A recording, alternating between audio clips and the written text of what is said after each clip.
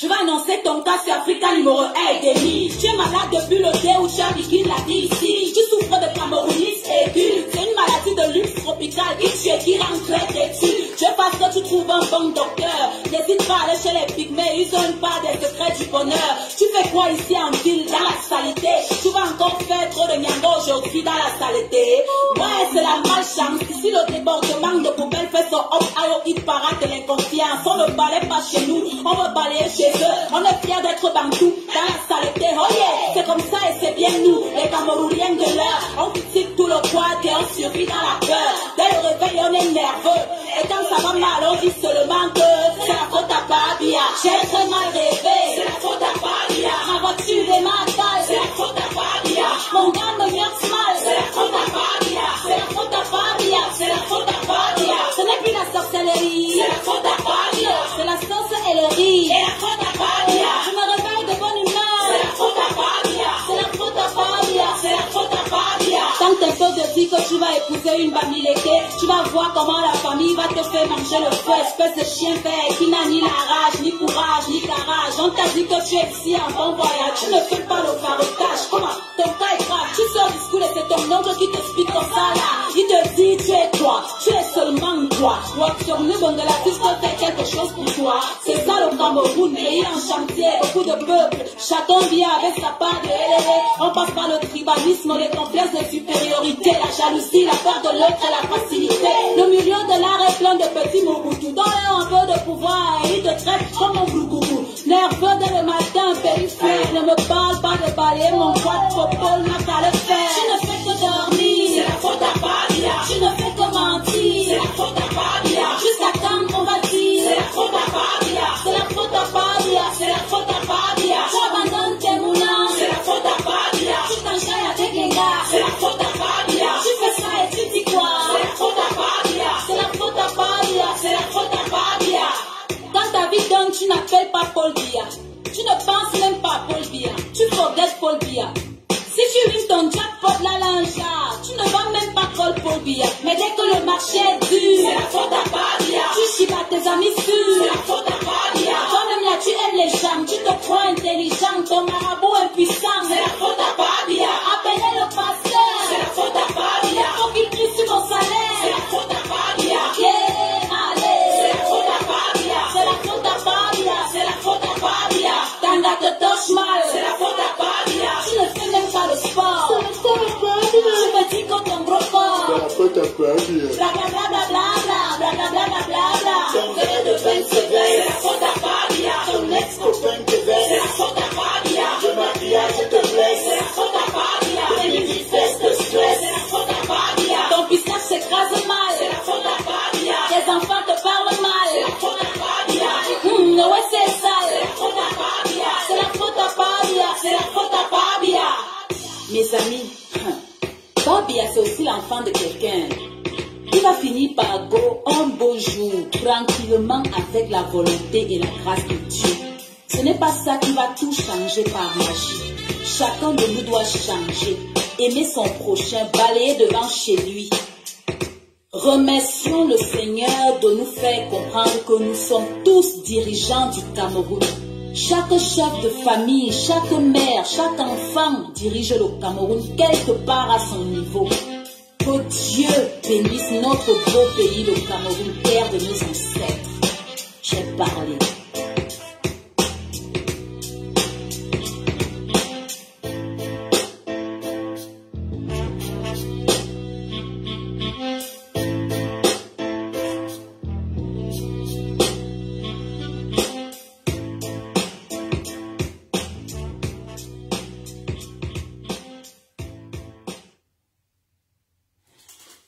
Bonsoir tout le monde.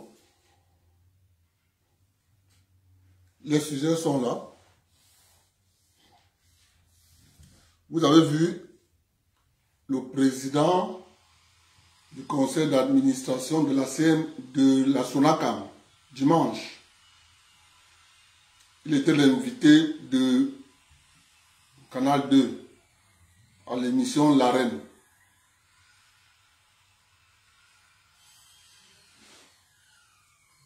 Quand c'est comme ça, les fonctionnaires boivent du petit lait non sucré.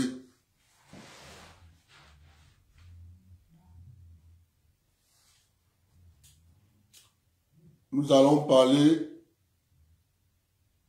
pourquoi Vladimirovitch Poutine est venu en Afrique. Il y a une raison. Et je vais vous donner la raison. Comme je vous dis tous les jours, rien n'est nouveau. Si tu veux comprendre la position d'aujourd'hui, interroge l'histoire. Tu vas savoir. Retenez que la Première Guerre mondiale, la Deuxième Guerre mondiale,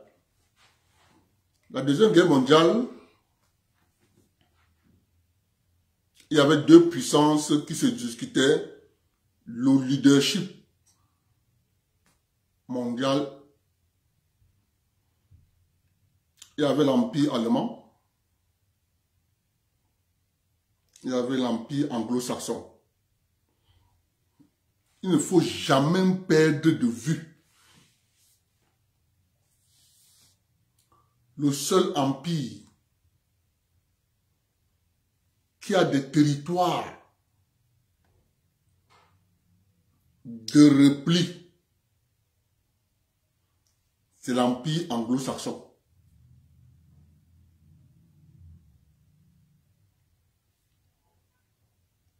États-Unis d'Amérique, Australie, Canada, Nouvelle-Zélande.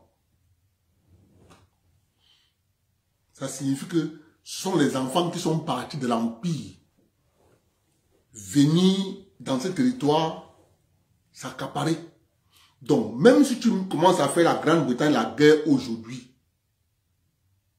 et que tu arrives à entrer dans Londres, ils peuvent se replier dans les 4 territoires-là et revenir en force et de loger de Londres. Il ne faut jamais perdre ça de vue. Mais, comme ils ne veulent pas que ça arrive un jour, ils anticipent vers ce qu'on appelle les guerres par procuration.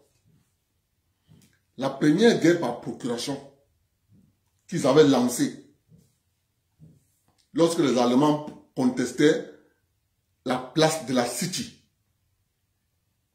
Les Allemands voulaient que la place de la City revienne à Francfort. L'Empire anglo-saxon a financé Hitler pour faire la guerre. Je dis bien, l'Empire anglo-saxon a financé Hitler pour que Hitler attaque la Russie. Pour que Hitler soit affaibli correctement. Avant ça, l'Empire anglo-saxon a d'abord signé un traité de paix avec la France. Quand Hitler est bien affaibli, à ce moment, l'Empire anglais entre en guerre, terrasse l'Empire allemand.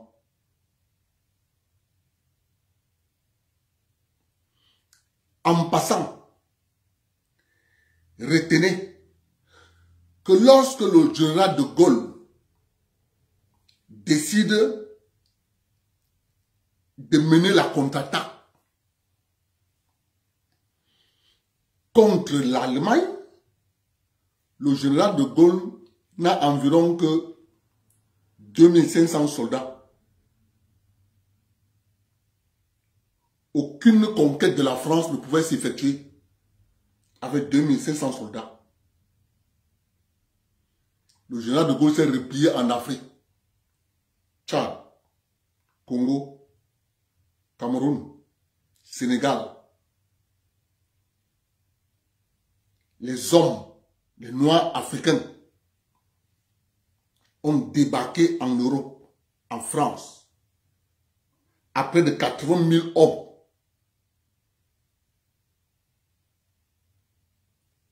Retenez ça. Ça, c'est 1945. La guerre qui a fait 4 ans. Maintenant, revenons en 2021, 2022. l'Empire anglo-saxon,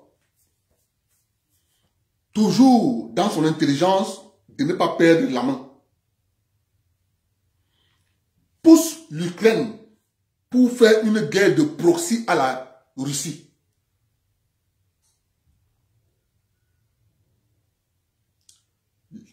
Les Russes, comme c'est les gens qui jouent aux échecs, ont d'abord anticipé. Ils ont dit, on ne peut pas attaquer l'Ukraine tant qu'on n'est pas en Afrique, pour d'abord signer, pour d'abord libérer les Africains contre l'oppresseur. Écoutez-moi bien. La Russie donc vient en Afrique et passe par le Soudan. Elle vient en Centrafrique, elle s'installe. Elle va au Mali, elle s'installe. Elle va au Golfe Persique, elle s'installe.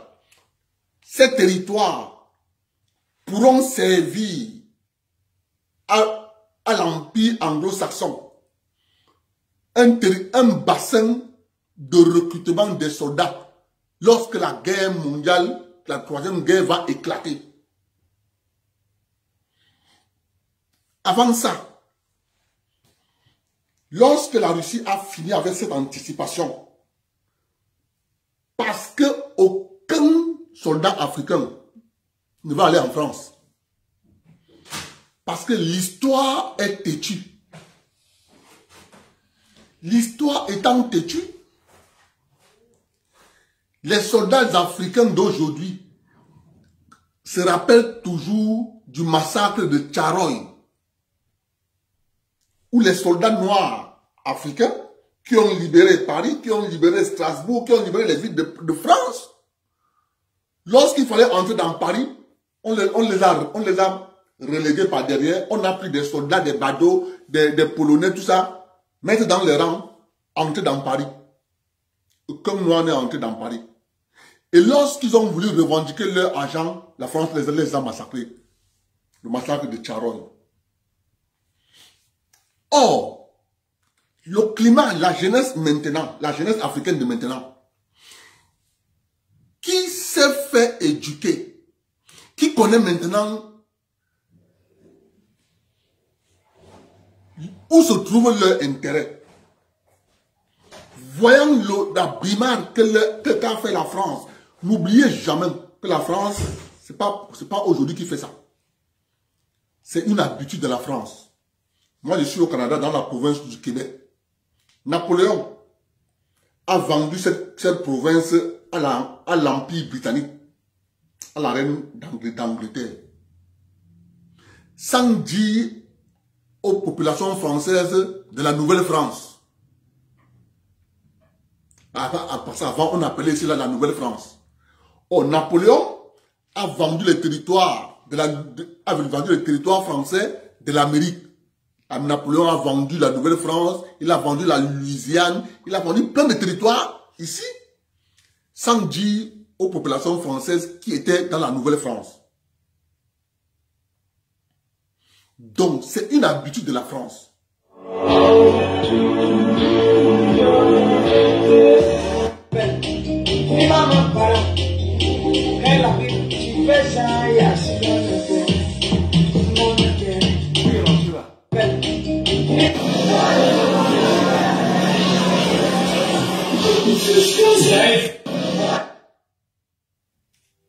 Qui est rentré? Qui est rentré tout à l'heure? Maintenant, vous voyez donc, la Russie donc, pour protéger,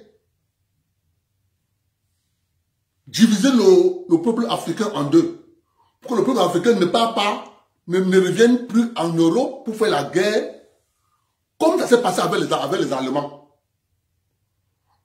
Ils sont seulement allés pour combattre les Allemands. Or, il y avait des colonies allemandes en Afrique. Résultat de course, la Russie a donc d'abord anticipé, venu prendre pied en Afrique et elle fait de tous ces moyens pour apporter aux pays africains qui veulent les moyens de faire la guerre, même à la France. Si elle veut résister, elle veut faire la guerre aux Africains. Donc, vous voyez que la raison fondamentale que la Russie est en Afrique, c'est d'abord pour signer des alliances avec les pays africains. Parce que ne vous leurrez pas. Pour le moment, nous sommes encore sur la troisième guerre, la troisième, on appelle ça quoi? Nous sommes encore sur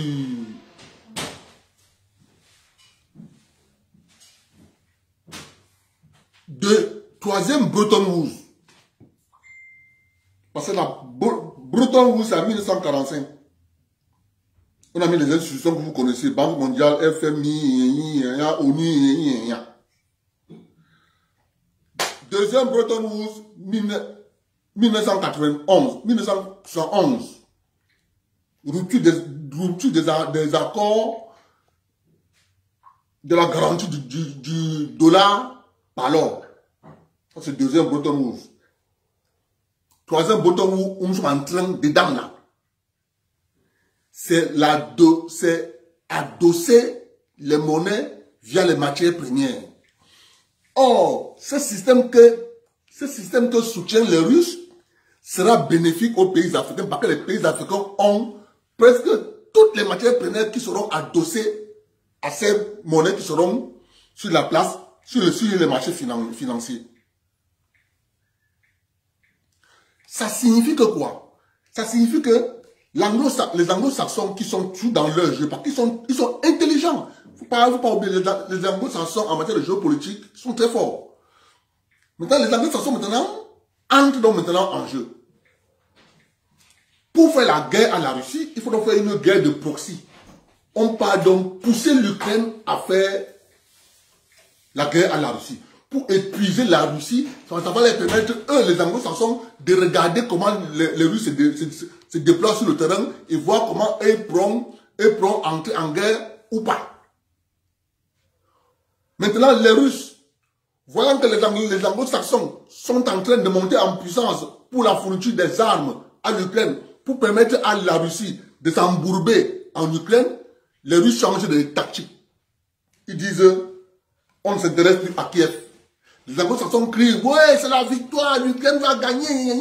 Or, les anglo-saxons ne savent pas que Poutine a vu qu'ils sont en train de vouloir l'amener dans l'embourбement comme ils ont fait en Afghanistan.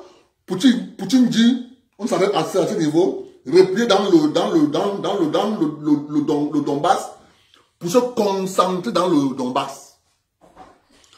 Couper l'Ukraine de la mer d'Azov et de la mer Noire. Donc ça veut dire qu'ils vont prendre toute la bande côtière de l'Ukraine là jusqu'à Odessa. Qu'est-ce que vous constatez? Au même moment que tout ça est en train de se passer, la Slovaquie, la Hongrie et un autre pays là dit nous ne sommes plus pour les sanctions contre le gaz russe et contre le pétrole russe. C'est ça qui permet à nos pays de fonctionner. Vous voyez comment les alliances sont en train de se défaire.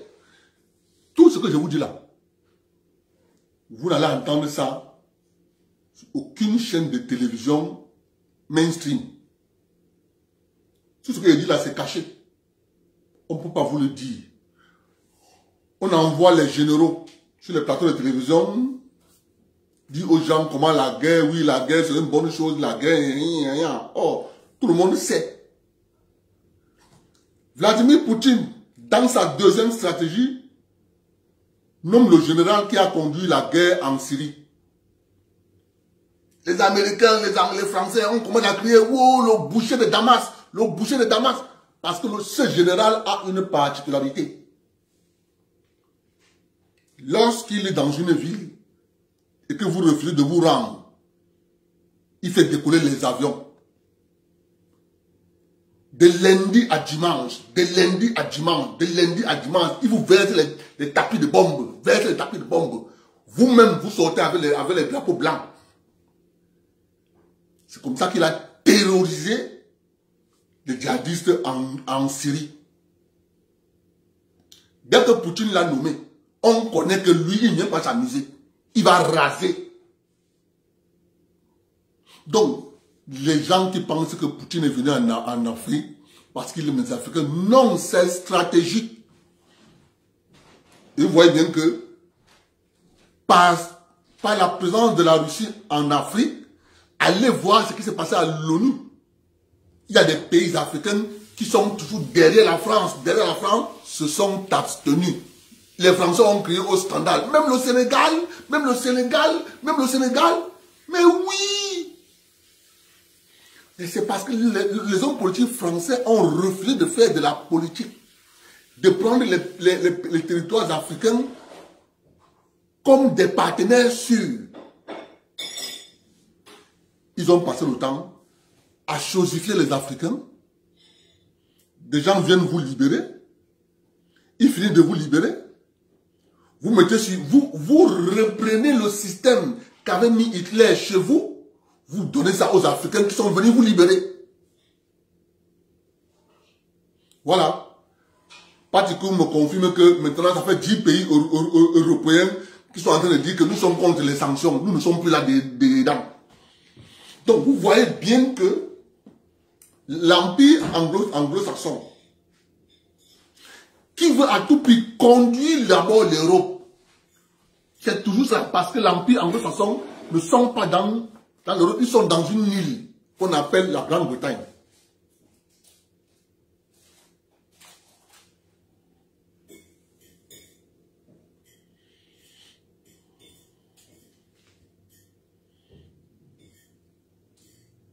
Ils sont dans une île qu'on appelle la Grande-Bretagne. Résultat de course, ils seront obligés de s'asseoir sur une table et de négocier. Ils vont négocier, c'est clair. Parce que Vladimir Poutine ne fait que sortir les armes dernier cri. Et ils sont surpris. Hier, c'était un avion, un bombardier supersonique russe qui a pour particularité envoyer les missiles qui vont aller neutraliser les satellites. Or, tout le monde sait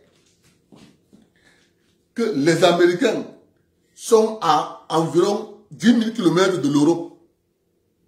Il va les falloir les satellites. Parce que tous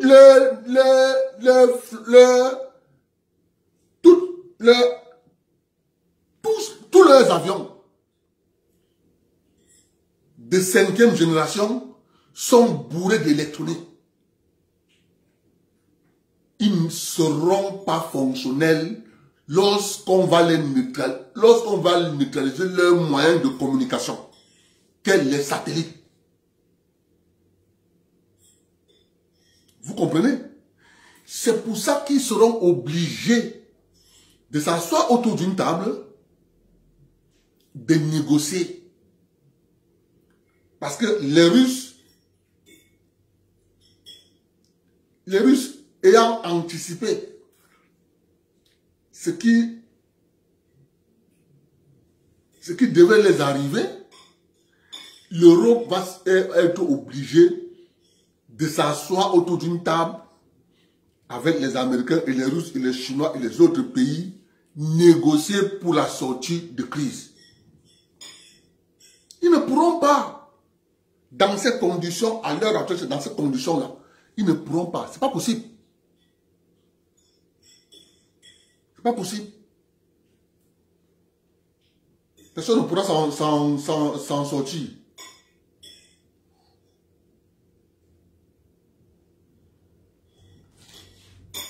Personne ne pourra s'en sortir avec ça. Or, les gens ne comprennent pas que ce que nous vivons, c'est parce que le système mis sur pied depuis des siècles, les Européens eux-mêmes ont remis ça en cause en mettant les sanctions contre la Russie. C'est ça qui a permis aux Russes de faire d'une pierre deux coups. Je vais vendre mon gaz et mon pétrole en Asie. Là-bas, il y a une forte demande. Aucun gaz ne peut concurrencer le prix de mon gaz. Aucun pétrole ne peut concurrencer le prix de mon pétrole. Résultat de course, les pays européens qui vivent exclusivement du gaz russe ont dit, mais attends, ces gens-ci nous disent qu'ils vont venir nous livrer le gaz liquéfié dans 2 ans. Et si nous on meurt tous avant 2 ans, parce qu'on n'a pas le gaz, attends, on défend nos intérêts ou bien on défend leurs intérêts.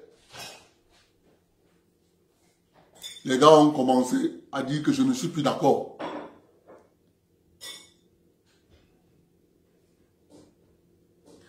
Maintenant, observez encore une chose. Les pays européens qui ont suivi les Américains, avec la France, je ne sais pas. La France a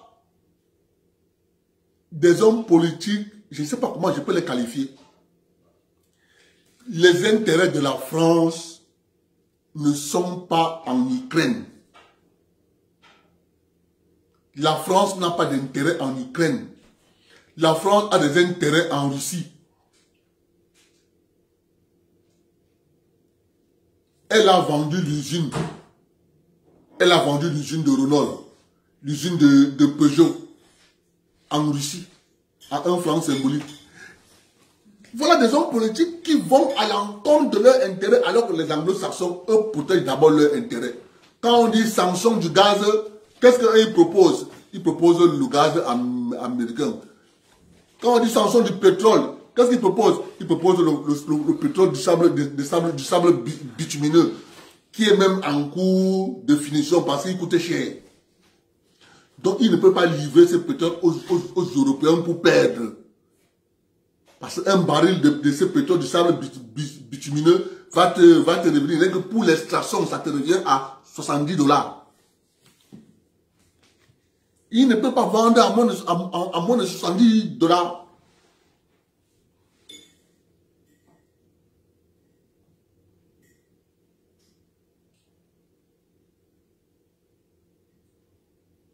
Mais oui, parce que ces pays baltes ont compris que, attendez.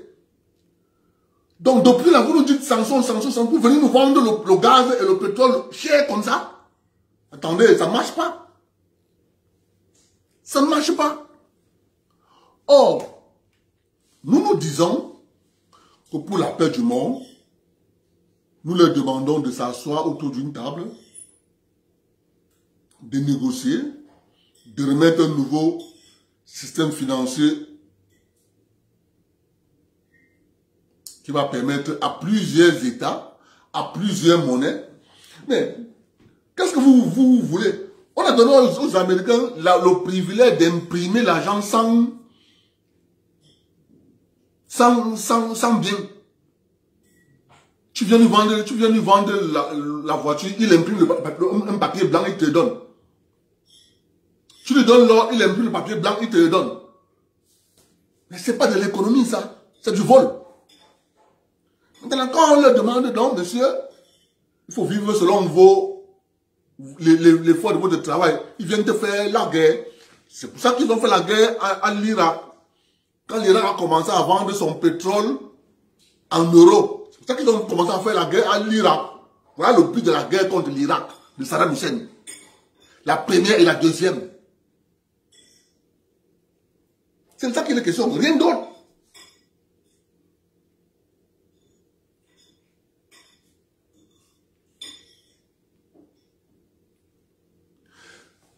Attendez, les gars disent que, mais attendez, vous nous entraînez vers une guerre contre un premier pays, la première puissance nucléaire du monde, c'est la Russie. Nucléaire du monde. Le missile Satan 2 arrive aux États-Unis en presque combien de secondes? Dans la ville de Washington. Quelques secondes. Pour atteindre Paris, c'est peut-être 40 secondes. Pour atteindre Berlin, c'est peut-être... On ne comprend pas comment ces gens peuvent réfléchir à nous entraîner vers une guerre. Vraiment, asseyez-vous autour d'une table. Parlez-vous. Épargnez-nous les pauvres. Parce que tous ces gens que vous voyez là, sur les plateaux de télévision, n'iront pas faire la guerre. Il y a des jeunes Français qui se sont levés, disent qu'ils vont en Ukraine faire la guerre. Mais arrivés en Ukraine, ils ont compris ce que c'est que la guerre. Ils ont fait demi-tour. La majorité, d'autres sont morts. Ils ont compris qu'il y a une différence entre le film et la guerre. Il y a une différence.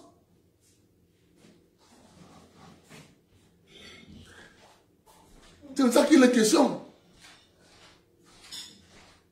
Maintenant, aujourd'hui, moi j'ai dit, vraiment, allez vous asseoir. Allez vous asseoir. Allez vous asseoir et négocier entre vous, superpuissance. Épargnez-nous. Franchement, épargnez-nous de tout ça. Épargnez-nous. Parce que si ça continue comme ça, on ne sait pas où vous nous amenez. On va tout droit à la guerre. Et personne ne peut gagner la guerre, cette guerre. Personne. Personne ne pourra gagner cette guerre. Qui va la gagner? Tu vas gagner la guerre là en faisant comment? Tu vas faire quoi pour gagner cette guerre? Tu as l'arme atomique, la Russie a l'arme atomique. Et je te rappelle en passant que la Russie a des armes qu'eux ils n'ont pas. Donc vraiment, laissez-nous tranquilles. Nous voulons vivre juste. Nous disons encore une fois, c'est la paix qui est importante. Bon, ayant dit ça, je vais vous parler les communes au Cameroun. Gestion des communes du Cameroun. Les fonctionnaires qui occupent les postes de mairie au Cameroun.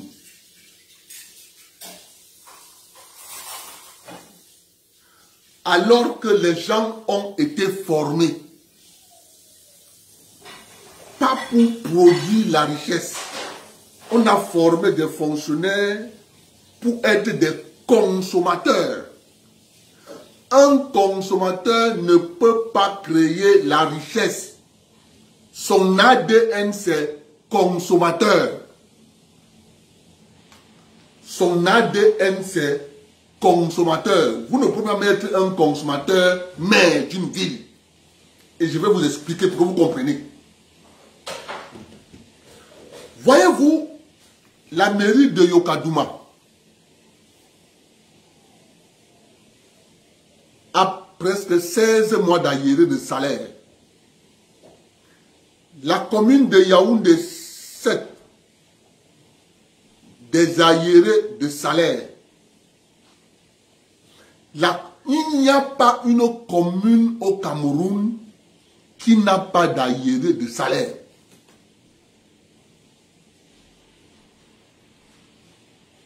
Pourquoi? Parce que ces communes ne savent pas ce qu'on appelle créer la richesse dans une ville. Comment faire pour créer la richesse? Puisqu'à la tête de ces communes, ce sont des fonctionnaires. Moi, je vais expliquer dans ce direct à ces mères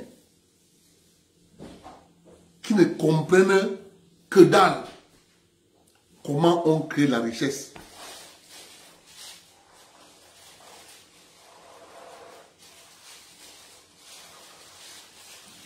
Parce que vous ne pouvez pas être dans une commune comme la commune de Bafia,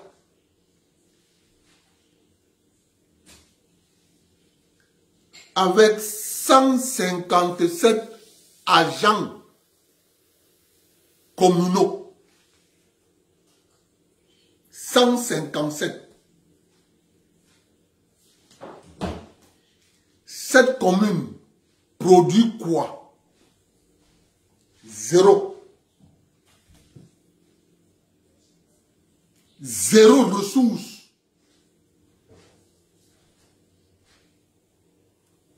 Zéro ressource. Zéro ressource.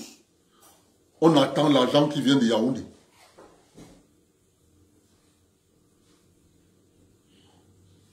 Or, lorsque tu es maire, la première des choses que tu dois mettre sur pied, c'est recenser le nombre de cultivateurs du cacao. Écoutez-moi bien. Dans ta commune, tu fais le recensement des cultivateurs du cacao. Première étape. Deuxième étape. Je parle comme ça parce que nous sommes dans le système franc CFA. Si ce n'était pas le franc CFA, j'allais aborder autrement. Mais comme nous avons une condition, que le franc CFA est la condition sine qua non, il y a des gens qui disent que wow, il n'y a pas les pièces, wow, il n'y a pas l'argent au Cameroun, l'argent se fait rare. Oui.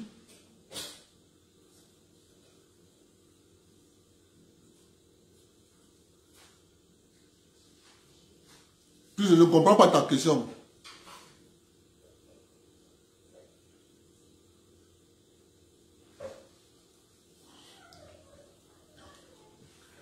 Regardez. Lorsque tu te mets donc à recenser les producteurs de cacao, tu prends un producteur de cacao, tu crées d'abord la coopérative de l'arrondissement. Donc tu as la charge. Tous les planteurs deviennent membres de cette coopérative. Ceux qui veulent bien. Maintenant, pour amener les cultivateurs à venir être membres de la coopérative, toi le maire, tu achètes toute la production. Tu achètes toute la production. Toi le maire, tu pars vendre la production sur le... Je ne sais pas. Mais ils ne sont pas en train de comprendre qu'il y a le Bitcoin. Ils ne comprennent pas. Ils ne comprennent pas. Ils ne comprennent pas que tout a été dématérialisé. Tu vends le cacao sur le marché mondial, soit en Bitcoin, soit à tout ce que tu veux. Pour que tu obtiennes les devises. Lorsque tu vas obtenir ces devises, ça ne sera plus ton problème. C'est l'État qui va courir vers toi et te dire, donne-moi les devises là. Je te donne en CFA. clair et net. Ça te permet de faire quoi? Ça te permet d'avoir un argent cash flow. Lorsque tu vas payer les producteurs, ce qui va rester en haut, puisque l'argent va permettre de développer la commune, la ville, l'arrondissement. À la seule différence que les producteurs, tu dois bien les payer. Ça, c'est le premier moyen de créer la richesse. Deuxième moyen, tu dois développer l'agriculture. Comment tu dois développer l'agriculture? Lorsque vous votez le budget de la commune,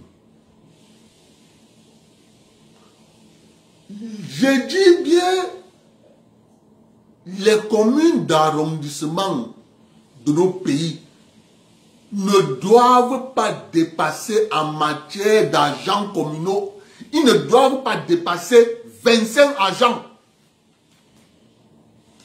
S'ils sont plus de 25, tu ne pourras pas les payer. Lorsque tu vas vouloir développer l'agriculture, ayant purgé la mairie des agents qui ne foutent rien, tu vas t'amener 25 agents à la mairie. Vous achetez les tracteurs agricoles, environ 10 tracteurs. Les cultivateurs viennent payer la location dans la mairie. Le temps qu'un cultivateur va mettre pour cultiver sa parcelle, pour qu'il soit le maïs, soit l'arachide, soit l'igname, soit le macabo, en une journée, les tracteurs peuvent passer dans presque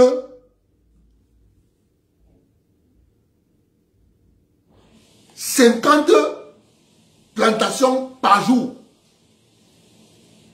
Donc, le mois où on sème, par exemple le maïs, on sème le maïs au mois de mars. Tous les cultivateurs qui vont cultiver le maïs vont semer parce que ça sera fait par la machine. La machine va venir prendre 1 heure pour te faire 7 hectares. La machine vient seulement labourer. Que les hommes ont saclé, enlevé tous les herbes. La machine vient seulement labourer. Vous allez voir comment la mairie va avoir de l'argent. 2. L'avantage, ça sera que les cultivateurs auront de l'argent.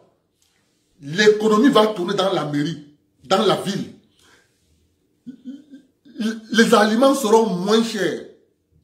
Tu fais un deal avec les producteurs que vous ne pouvez pas aller vendre tout à Yaoundé. Il faut penser à vous-même dans la ville. Il ne faut pas que ça soit cher encore ici alors que c'est vous qui produisez. Si tu as produit 10 tonnes, pense que tu dois vendre 3 tonnes dans la ville. Comme tu ne seras pas seul. Voilà. Mais ils ne comprennent pas ça, Priso. Ils sont des fonctionnaires. Ils sont assis. Ils attendent le budget de Yaoundé. Dès qu'on dit agent, le maire attend l'agent qui vient de Yaoundé. Ils se lancent tous dans les constructions tout azimut. Parce que la construction d'un bâtiment enrichit les gens du FECOM. Le FECOM va fournir le plan. Le FECOM va fournir l'architecte. Le FECOM va fournir l'entrepreneur qui va venir construire la mairie. Donc vous comprenez que ces gars ne comprennent rien. Ils sont fonctionnaires dans l'ADN. Ils sont fonctionnaires dans l'âme. Ils ne peuvent rien créer. C'est pour ça que vous voyez toutes les mairies au Cameroun ailleurs de salaire, ailleurs de salaire, ailleurs de salaire. Parce que la mairie ne connaît pas produire.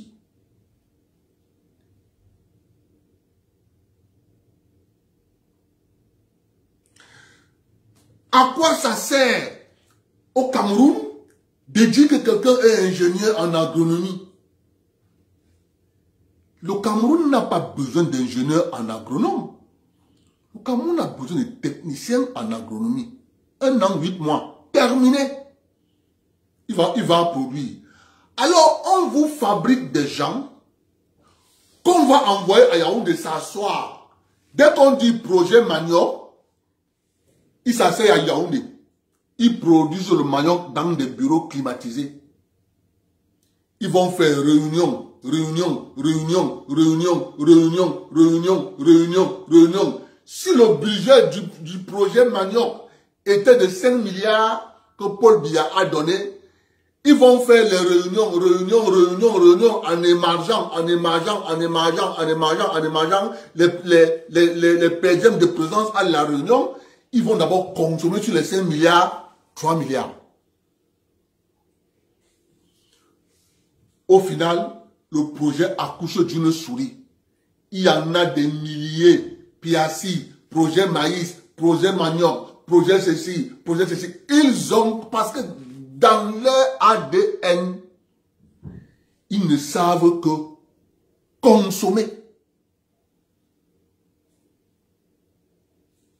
C'est pour ça que nous disons qu'il faut changer le modèle de l'éducation chez nous. Le modèle de l'éducation,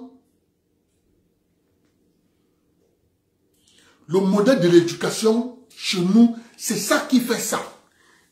Et le pire, c'est que ce système est ancré dans la zone forestière. Dans notre projet cacao que nous faisons. Deux fois tu arrives dans un village. Les gens veulent te manger l'argent, mais ils ne veulent pas travailler.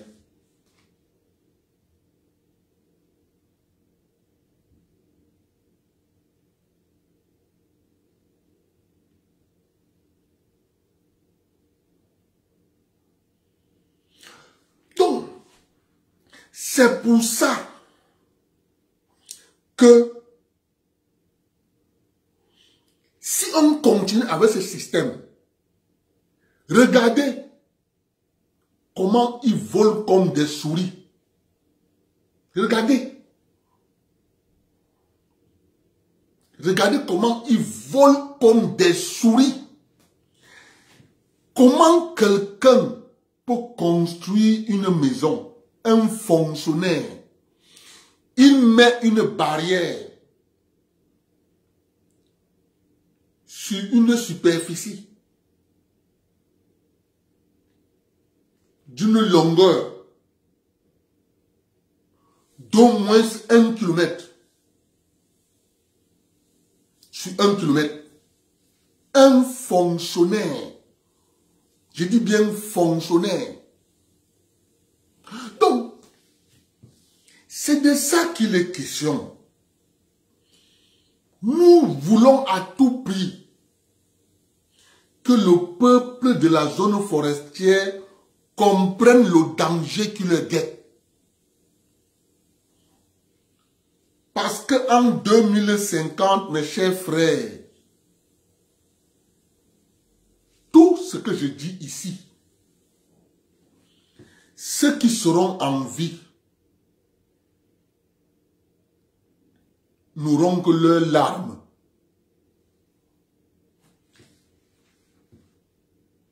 N'auront que leurs larmes.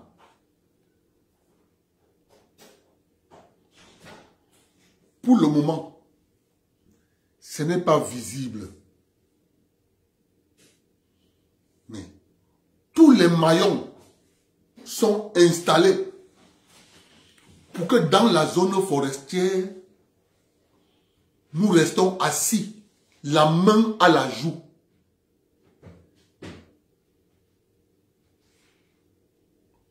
Nous restons assis, la main à la joue.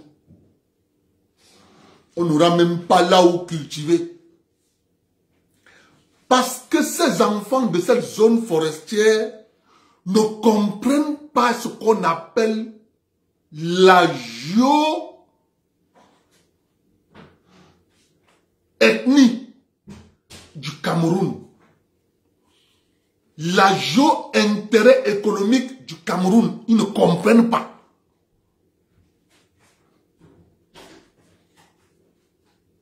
Ils ne comprennent pas. Tout ce qui les intéresse, c'est être fonctionnaire, voler. Moi, je ne peux pas les en vouloir. L'éducation. Ma mère, à moi, n'est pas allée à l'école. Donc, son mari était fonctionnaire. Donc, pour ma mère, il faut aller à l'école, faire l'école, sortir, être fonctionnaire.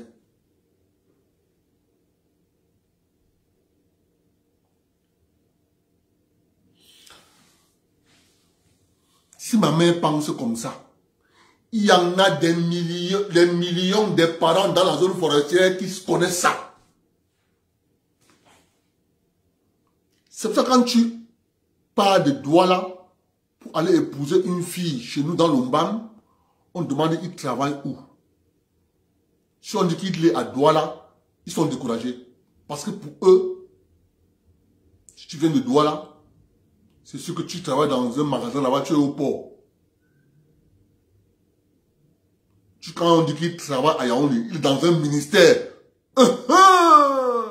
Il est un gomme là. Un gomme là. Mais ils ne savent pas si tu es plancton. Ils ne savent pas. Si tu as alors porté la veste, c'est Terminator. Tu arrives au village, tu enlèves la veste, tu jettes à l'épaule. Tu rentres dans la belle famille pour demander la femme. Oh, mon frère. C'est le Ngomna qui est arrivé. Mais il ne sait pas que ce gars est à Yaoundé, il touche 60 000.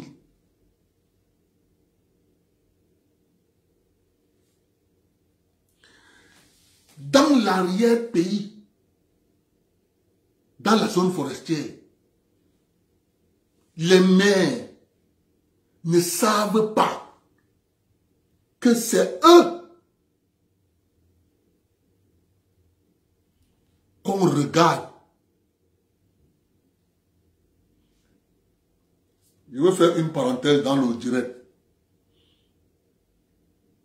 Pour faire la parenthèse dans le direct, je dois vous mettre l'audio, donc une vidéo. Pat, est-ce que tu as encore la vidéo du monsieur qui accuse Eyebe ici à Garoua? Eyebe ici, tu as fini de vendre tous les terrains de Garoua. Tu as encore la vidéo là? S'il te plaît, envoie-moi la vidéo là. Je vais vous dire quelque chose. Les gens parlent. Ils accusent le ministre Eyebe ici. C'est pour ça que moi je connais le début. Quand tu connais le début, on ne peut pas te mentir. Ok, je regarde si je ne peux pas la voir quelque part ici. Je crois que je peux la voir, mais je regarde quand même. Je regarde, je peux la voir quelque part ici.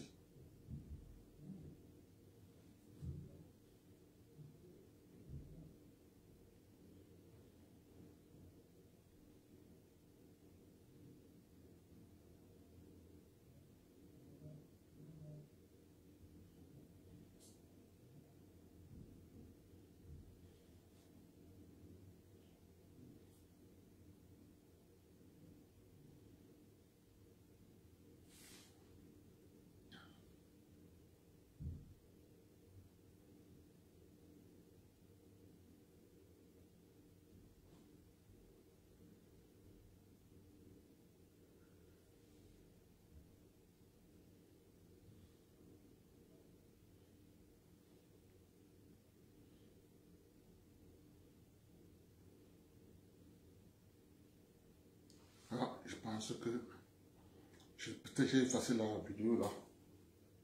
Là.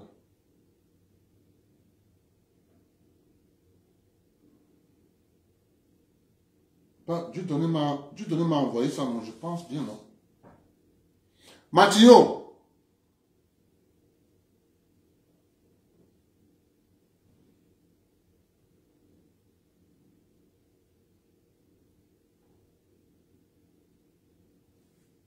crois que tu tenais m'envoyer ça, non?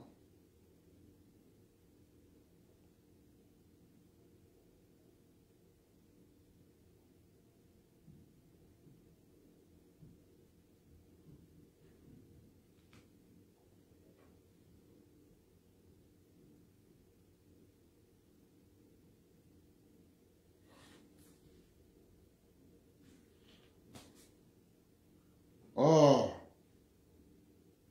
Donc, je regarde un peu dans le fichier là. Je pense que je peux effacer ça. Je n'ai pas effacé cette vidéo. Je pense avoir regardé la vidéo aussi. Voilà.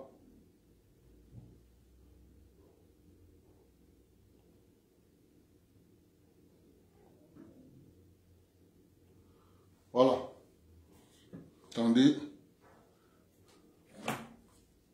Je vous mets d'abord la vidéo là. Avant de faire la parenthèse du direct.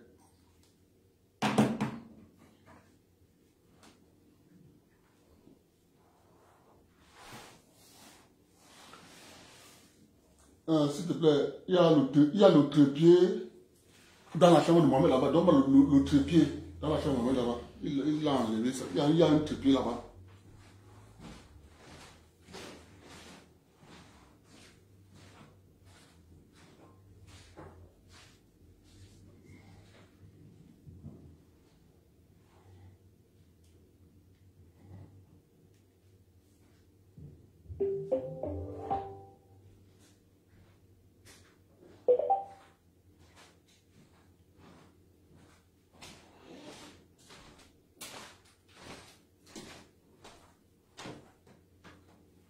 Voilà, merci.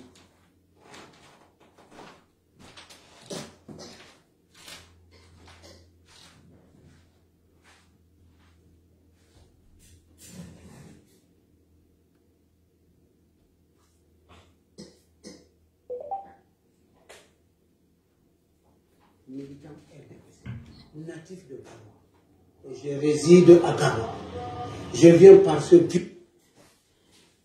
Attendez, je vous mets l'audio. Les gens parlent, au lieu de commencer là où ça a commencé, on vient appeler Yébéa ici. On dit Yébéa ici, vraiment de Dieu, ce que tu fais là, ce n'est pas bien. Yébéa ici n'est que venu à la fin. Moi, je vais vous dire là, moi, je vais vous dire comment ça a commencé.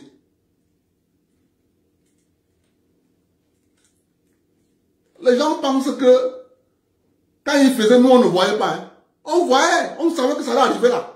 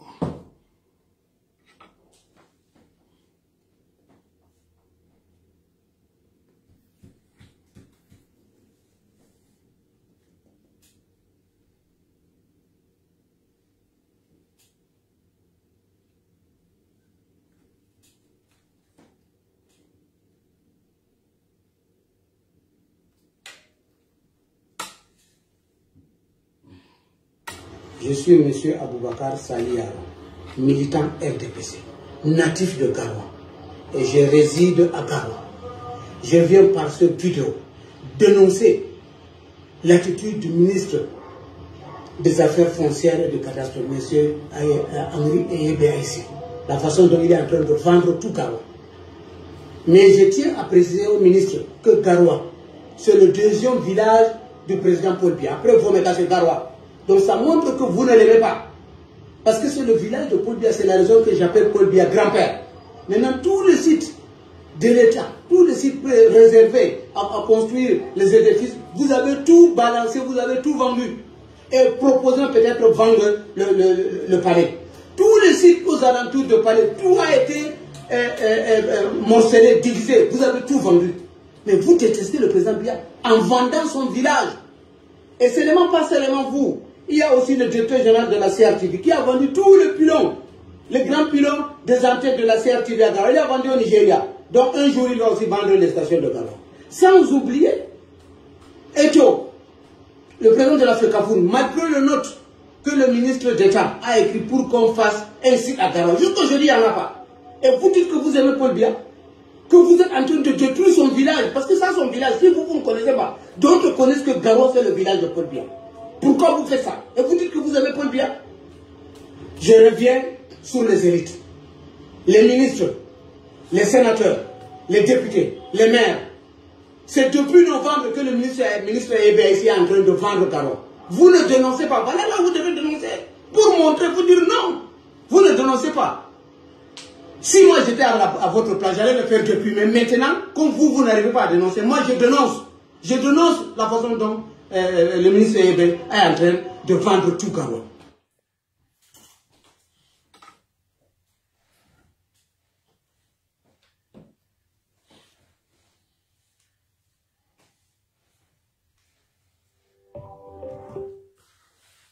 Voilà.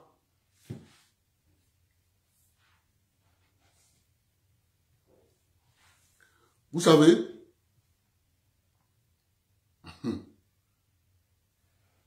le père s'y m'amuse. Hein. Le père là m'amuse beaucoup. Lorsque le ministère, ce ministère, écoutez-moi bien, je vais un peu rafraîchir la mémoire de notre père de Garoua. Ce ministère, à l'époque, on appelait ce ministère le ministère de l'urbanisme, de l'habitat, du cadastre, du domaine et des affaires foncières. Écoutez-moi.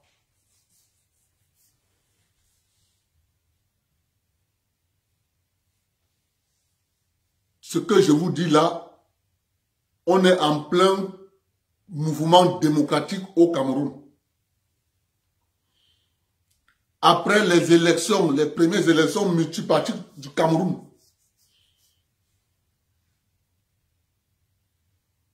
Monsieur Moustapha, moi je commence toujours au début.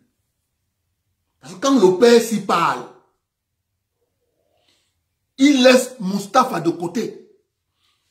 Tu dois commencer par Moustapha, le président de l'ANDP. Commence par lui. Parce que si tu commences par le président de l'ANDP, là on va t'accepter. On va t'accepter, on va t'écouter. Mes chers compatriotes, le démantèlement du patrimoine de l'État du Cameroun, terre, maison, ça a été le travail de M. Amadou Moustapha. Écoutez-moi. Après, quand le président Biya a vu que c'était trop, il a enlevé dans ce ministère l'urbanisme et l'habitat. On a créé notre ministère qu'on a appelé le ministère du développement urbain, du ministère de l'urbanisme et de l'habitat et du développement rural. On a laissé l'autre ministère, ministère des domaines, du cadastre et des affaires foncières. Les ministres que je sais qui sont passés dans ce ministère, je dis bien le premier à démanteler le patrimoine de l'État s'appelle Amadou Moustapha. Après, les autres ont suivi. Les Abogonko, non. Les Beloken, les Anon Adjibime, les Jacqueline Kourabé, ce que paie à son âme. Maintenant, Eyeba ici. Eyeba ici est la dernière personne. Tu ne peux pas citer Eyeba ici maintenant. Tu laisses les autres. Ça ne marche pas. Parce que ce n'est pas Eyeba ici qui a vendu tout le terrain qui sont là au stade Amadou Ahidjo. Ce n'est pas Eyeba ici. Ce n'est pas Eyeba ici qui a vendu tout le stade de la réunification. Tous les bordures. Ce n'est pas Eyeba ici. Ce n'est pas lui. Je dis, ce n'est pas Eyeba ici. Ce n'est pas Eyeba ici qui a vendu tout Bonanjo. Ce n'est pas Eyeba ici. Ce n'est pas Eyeba ici qui a vendu tout Bastos. Ce n'est pas Eyeba ici. Donc, il faut citer les gens qui ont vendu. Tu ne peux pas mettre ton frère, tu ne prononces pas ton frère, alors que ton frère était le concepteur. Ton frère était le concepteur. Ton frère, que tu ne prononces pas. Je dis bien l'homme qui a fait rage dans ce secteur, Amadou Moustapha. Tu ne le prononces pas. Maintenant, c'est Eyeba ici. Est-ce que tu as même vu les documents des gens qui sont en train de construire dans tous les terrains que tu cites là? Tu as même vu qui a cédé ça? Comme tu appelles Eyeba ici? Non! Il faut laisser Eyeba ici tranquille. Il faut laisser Eyeba ici tranquille. Parce que l'affaire là, on connaît ça. On connaît ça, on savait que ça va venir. Vous savez bien que Georges Gilbert Baola a fait le tour du Cameroun pour recenser les terrains de l'État qu'on a tout vendu.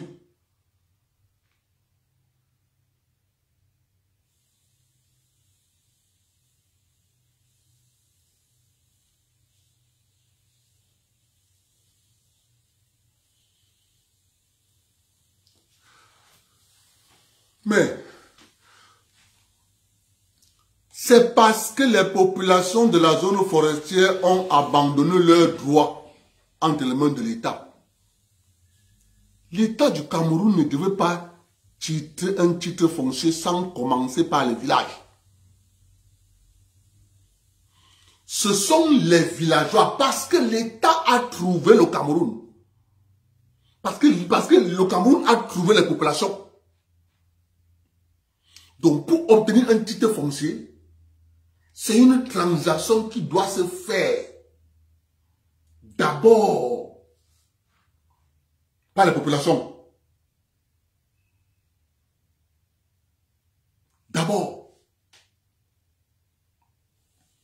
L'État vient maintenant s'immiscer lorsqu'il va falloir maintenant donner un document qui dit que ce monsieur a un titre monté dans tel village. Non. Le seul endroit où on va demander les populations, c'est est-ce que les populations sont d'accord. Et ils ont mis sur pied un papier qu'ils avaient appelé abandon des droits coutumiers. Dès que tu donnes l'argent à un cousin, il va signer le document abandon de droits coutumiers. Quelqu'un peut faire un faux titre foncier. Résultat de course. On se retrouve au Cameroun. Quelqu'un a un titre foncier de République fédérale du Cameroun. L'autre a un titre foncier de République unie du Cameroun. On vient détruire la maison de quelqu'un qui a un titre foncier de République fédérale. Que ce n'est pas son terrain. Alors qu'il a un titre foncier de République fédérale. Celui qui a un titre foncier de République unie, il vient casser son titre foncier. C'est la même chose. Comme celui qui doit avoir un titre foncier de République unie du Cameroun, celui qui aura un titre foncier de République du Cameroun, va venir casser celui qui a un titre foncier de République unie du Cameroun. C'est-à-dire, vous ne comprenez pas cette mafia parce que les gens ont abandonné l'État du Cameroun. Les gens ont abandonné les fonctionnaires. Faire ce qu'ils veulent. Des terres.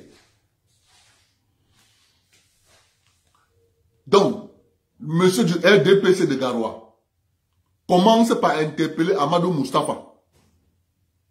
L'histoire des ventes des terres, des maisons, des terrains de l'État. Commence à interpeller Amadou Moustapha. Quand tu vas interpeller Amadou Moustapha, on va venir te dire ce qu'il a vendu. On commence par l'interpeller. Quand tu vas l'interpeller, là tu as commencé, là où il fallait commencer.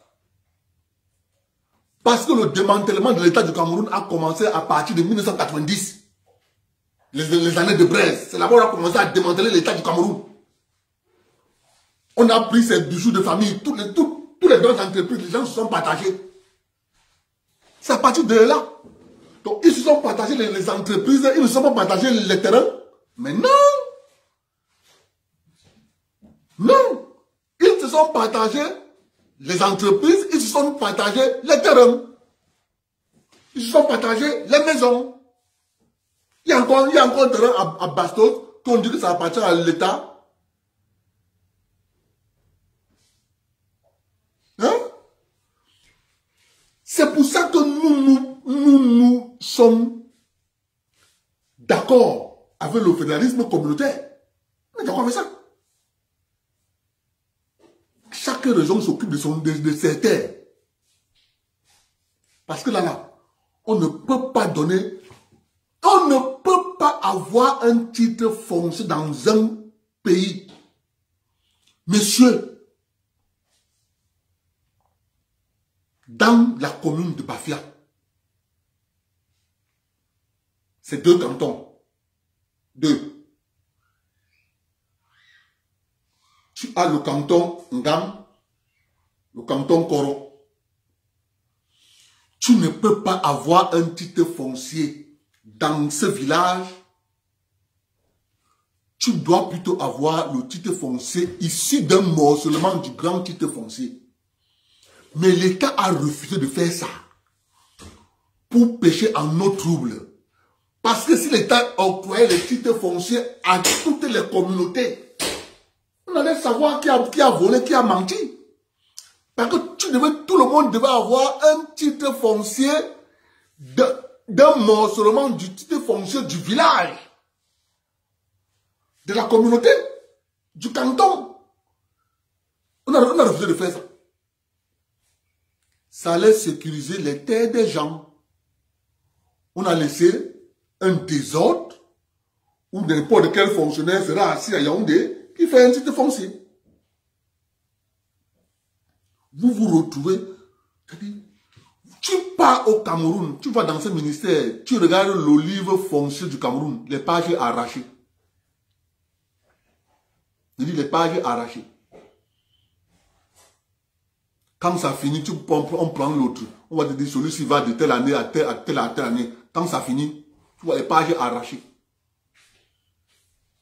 Voilà le travail du fonctionnaire. Lorsqu'il veut de l'argent, il est capable de détruire son pays.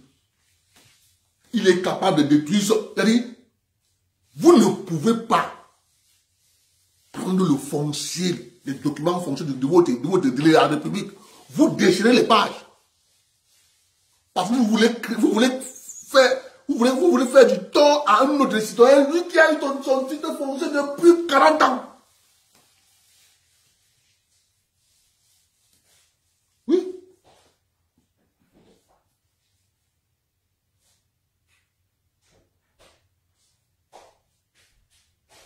pousser. Avec tout ce qu'on voit là. Mais si on se laisse faire, ce qu'on est mort. Papa, voilà ce que je voulais te dire. Appelle Moustapha. Pose la question à Amadou Moustapha.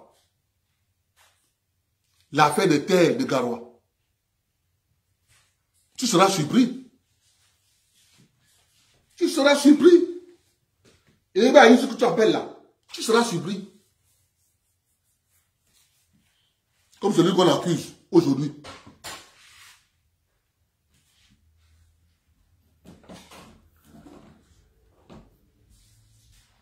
Bonne soirée tout le monde.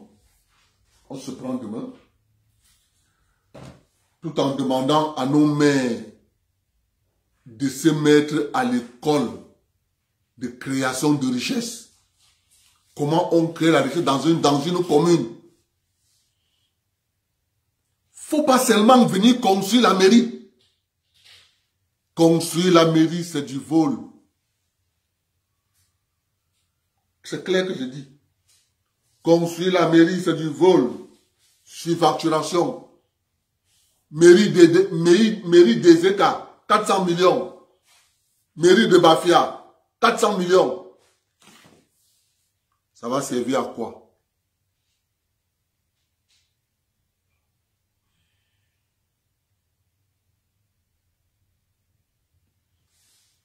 Ça va servir à quoi? Regardez la barrière de quelqu'un. Alors, regardez bien, nous sommes à quelques 15 km de la ville de Saint-Mélima, donc venant de Mbalmayo. La barrière que vous voyez là, la voilà qui commence. Le monsieur de la fameuse ligne 94 au Minepat, la direction des investissements. Bon, alors, je suis en train de rouler parce qu'il est difficile pour moi de m'arrêter. On ne sait pas ce qu'il est en train de bâtir à l'intérieur. Donc, c'est véritablement impressionnant, hein, tout ce qui passe par là. Vous comprenez, pour des raisons de sécurité, je ne pourrais pas forcément m'arrêter. Donc, vous allez juger par vous-même. Hein. Ça, ce n'est qu'une seule partie de ce que on peut voir en traversant la route, parce que le monsieur, semble-t-il, a tout un autre domaine, non loin d'ici. Voilà cette barrière. Alors, tout en bas, là-bas, vous allez voir également, ça continue.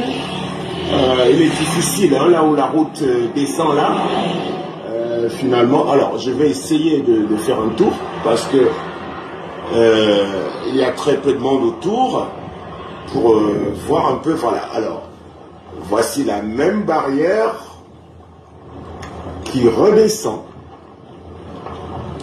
Regardez bien, nous sommes au village d'Ipan, le village de Pan, pour ceux qui connaissent ici. On ne sait pas ce qui est en train d'être bâti là-bas. Voilà, donc tout ce vaste domaine appartiendrait donc aux fameux fonctionnaires milliardaires du Minepat. Alors, voyez-vous, quand je regarde cette barrière, je ris. Vous savez pourquoi je ris? Même après sa mort, ses enfants ne pourront pas entretenir. Ses enfants ne pourront pas entretenir. Parce qu'il n'a pas appris à ses enfants de travailler. Il n'a pas appris à ses enfants comment créer la richesse. Il n'a pas appris à ses enfants l'effort au travail. Il n'a pas appris à ses enfants ça. Il a appris à ses enfants, papa il va vous donner. C'est ça la réalité. C'est pour ça que nous parlons trahison. Ça c'est la barrière de la maison d'un fonctionnaire. Catégorie A2. Salaire maximum 400 000. Mais voilà sa barrière. Je dis bien, catégorie A2. Salaire maxi 400 000. Et voilà sa barrière. Après, ils vont dire que Paul Biya les a nommés pour l'accompagner. Voilà l'accompagner. C'est malheureux. Bonne soirée à vous tous. Ce monsieur de Paul Biya, il ne sait pas quel cœur il a. Même ses propres neveux le trahissent, ses propres enfants le trahissent. Parfois, je vais vous dire, mais le père là, quel cœur il a. Tout le monde autour de toi te trahit. Tout le monde. Pas d'exception. Tout le monde te trahit.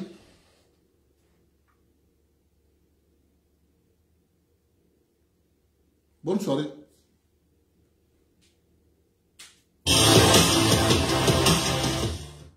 Pas possible.